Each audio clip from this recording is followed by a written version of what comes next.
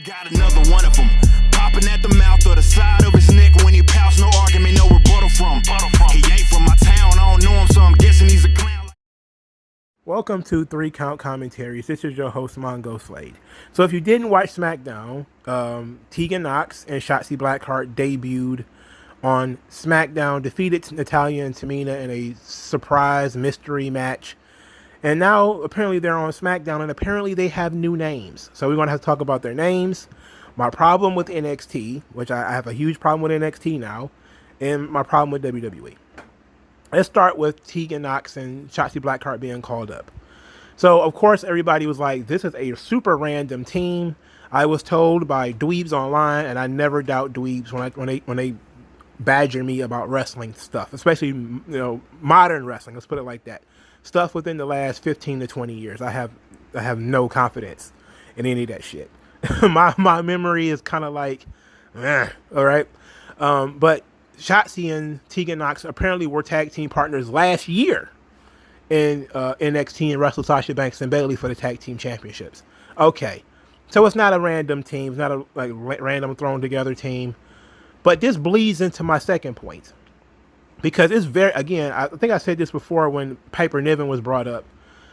It's very, very hard for you to get into NXT knowing that whatever you're looking at is going to be changed completely. May even be stripped away completely when they moved up to Raw or SmackDown. Now, in NXT, they just brought back Tegan Nox to finish up her storyline with Candice LeRae. She was brought back to get revenge. Apparently that is over now, or is she going to be working NXT and SmackDown? I don't know. That was not made clear to me. Shotzi Blackheart was in a tag team with Ember Moon. She was about to begin a feud with Raquel Gonzalez for the women's championship because they did the whole thing where Raquel had injured her, and then they did the promos with Dakota Kai, and Raquel Gonzalez has swore revenge on Ember and Shotzi, and now that's over. It's just over.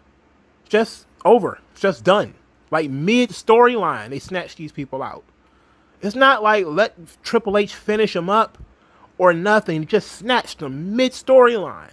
So whatever you were looking at, if you were looking forward to any of that stuff, it's over. It's gone. So you invested time, you invested energy, and it's the crazy thing from a corporate standpoint. It's like abandoning a project after you've already done the research and development. Like you already selling T-shirts. This bleeds into my third point. You already selling T-shirts with Shotzi Blackheart on them. Why would you change her name? It's the same thing with Piper Niven. It's like you're already selling T-shirts with that name on it. It's not a matter of you bringing somebody from the outside in and you're changing their name. You're literally moving somebody from one piece of the company to another.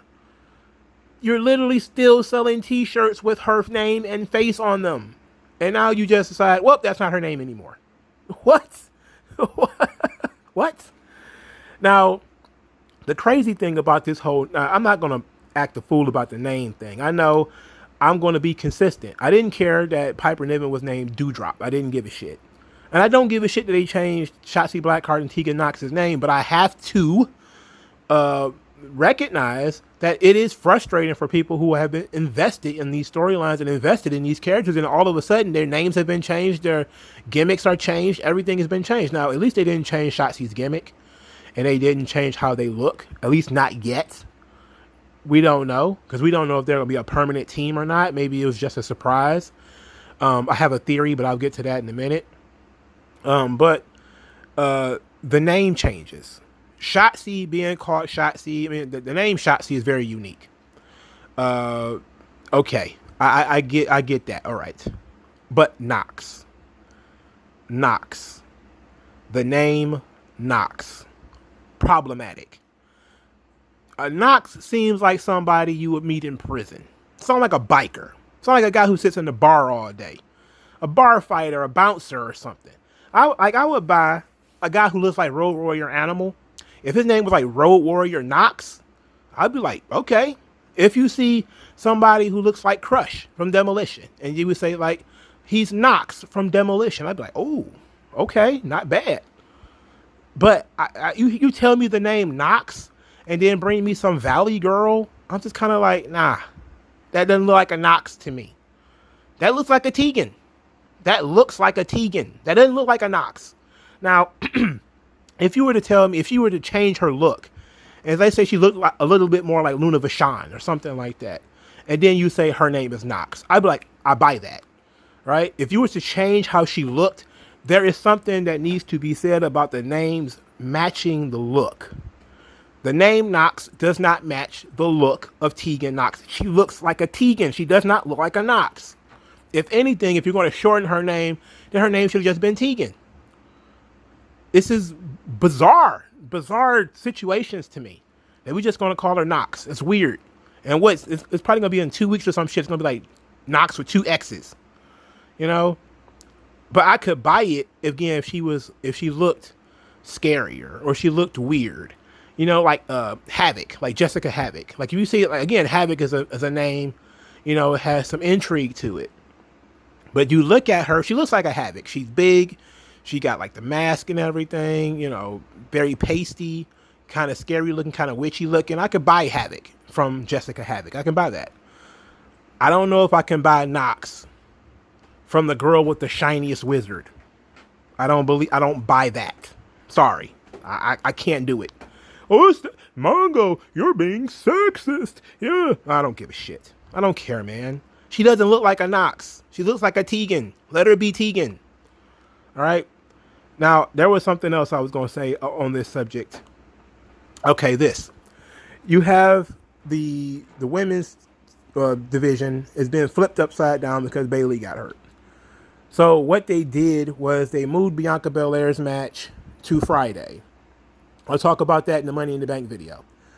But now they have an open spot for the Money in the Bank TV show. Well, let's call it a TV show. Who cares?